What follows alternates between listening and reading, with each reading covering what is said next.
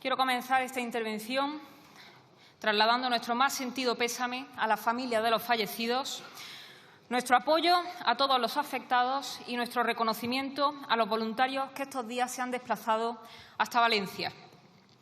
Señor ministro, me imagino que hasta usted reconocerá que no es usted el que debería estar aquí haciendo esta comparecencia, pero como es una herramienta intercambiable más de Sánchez, le han encomendado la ardua tarea de defender lo indefendible y por eso ha optado por agotar el trámite sin ningún tipo de autocrítica, esperando que su tono le restara un ápice de responsabilidad a su Gobierno.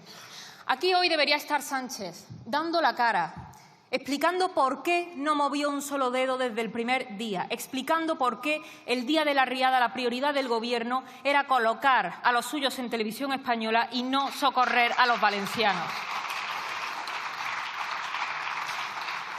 Y debería estar también Teresa Rivera, que es la responsable directa de que no se hayan ejecutado presas, incluso algunas de ellas anunciadas por su propio partido, y que sin duda hubieran salvado vidas y reducido significativamente los daños, pero según ella, la culpa es de las víctimas, que no se toman demasiado en serio las alertas.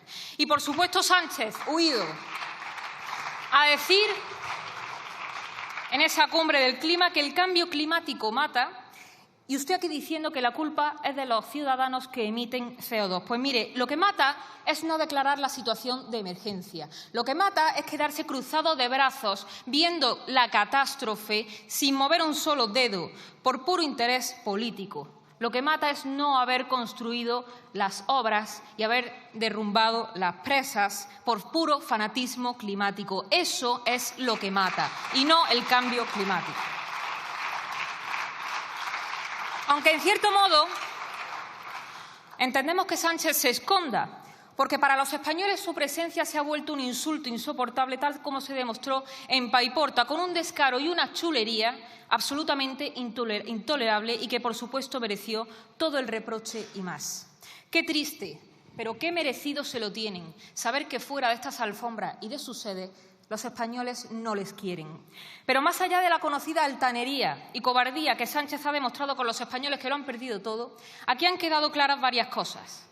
En primer lugar, que tenemos un Gobierno malintencionado que ha actuado con dolo, que ha abandonado a los valencianos a su suerte, vengándose de que no hayan elegido un Gobierno regional del Partido Socialista, que tenía pleno conocimiento de la gravedad de los hechos y que no actuó. Y la prueba de su mala intención es que cuando a ustedes les interesa, ustedes retuercen la ley hasta la extenuación para beneficiar a sus socios separatistas. Son incluso capaces de modificar sentencias condenatorias firmes cuando no les favorecen. Pero cuando hay que salvar vidas, ustedes de repente se ponen exquisitos con las competencias y dicen que no tienen ninguna capacidad de maniobra ante la mayor catástrofe natural de los últimos tiempos. ¿Qué considerados son ustedes con las cosas que les interesan?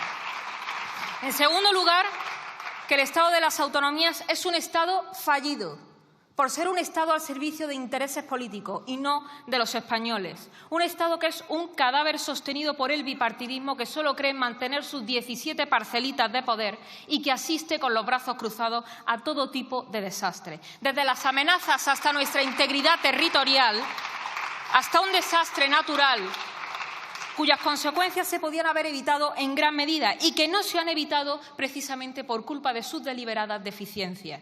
Desde la incapacidad manifiesta de un Gobierno valenciano que no envió la alerta a tiempo hasta la omisión del deber de socorro del Gobierno de España por puro interés político. Un Estado integrado por duplicidades de todo tipo, por una burocracia insoportable que desvía el foco de lo importante, por miles de puestos políticos incompetentes, cada uno con su interés, incapaz de plantearle a las nuevas generaciones una visión integral de nación, que es lo que nos está salvando, como estamos viendo. Y, en cambio, nos venden las bondades de haberla troceado en reinos de taifas que no funcionan ante una catástrofe, pero que son implacables con los españoles de a pie. Porque que a nadie se le ocurra retrasarse en el pago de los impuestos, porque ahí el Estado actúa de forma implacable, quedando con el único papel encomendado de hacer de policía. Y cuando un Estado actúa así, perece al primer soplo de fe colectiva y nacional, como estamos viendo. Y, en tercer lugar, por supuesto, los españoles están muy por encima de su Gobierno. ¿Cómo puede ser posible que desde el primer momento pudieran llegar hasta allí cientos de españoles limpiando las calles y, sin embargo, allí no hubiera efectivos atendiendo a las familias que se habían quedado aisladas viviendo en el fango? Allí hay gente ayudando que ha tenido más capacidad de organización que todos los ministerios juntos, para los que ustedes solamente han tenido insultos con la ayuda de sus satélites mediáticos. Allí había gente que se estaba poniendo cinta aislante en los pantalones, mientras la ministra de Defensa decía que a veces no se puede llegar a todo. Pues mire, es que no se trata de llegar a todo, se trata de llegar a lo importante. Y lo importante para ustedes el día de la riada era colocar a los suyos en televisión española. Esa es la verdad. Que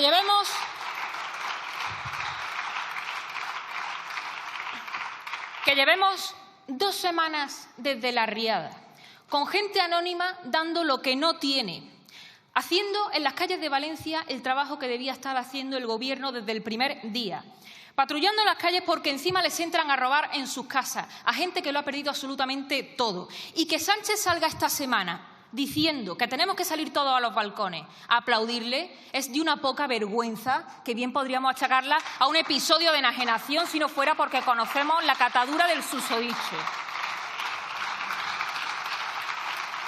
Que el Estado somos todos es mentira. Ustedes no hacen más que subir los impuestos a los españoles que viven por y para pagar y pagar y pagar en nombre de un Estado que cuando se le necesita no existe. Ustedes han dicho que van a aplazar el pago del IRPF a 2025. Oiga, que 2025 es pasado mañana. ¿Cómo van a pagar la gente que lo ha perdido todo hoy o dentro de 6 meses su impuesto? Una gente que lo ha perdido absolutamente todo. ¿Cómo lo van a pagar? ¿Y a dónde va ese dinero? Porque a la sanidad no va, a la sanidad no va, a la educación no va, a los trenes está a la vista que no. Ustedes baten récord en recaudación y cuando ocurre una desgracia como la de Valencia son los españoles de a pie los que tienen que coger su coche e irse hasta allí a atender a la gente porque el Estado ni está ni se le espera. Y en mitad de la catástrofe, las prioridades del Gobierno han sido asaltar Televisión Española, asegurar en el decreto de las ayudas el puesto de los suyos, como han hecho con el jefe del operativo de la policía, aludiendo a una situación de emergencia que no les sirvió para mandar al Ejército el primer día, tapar la 4ª imputación de Begoña Gómez o el registro al despacho del fiscal general del Estado y, como siempre, subir los impuestos. Y en ese orden de prioridades no están los españoles nunca. Nunca están.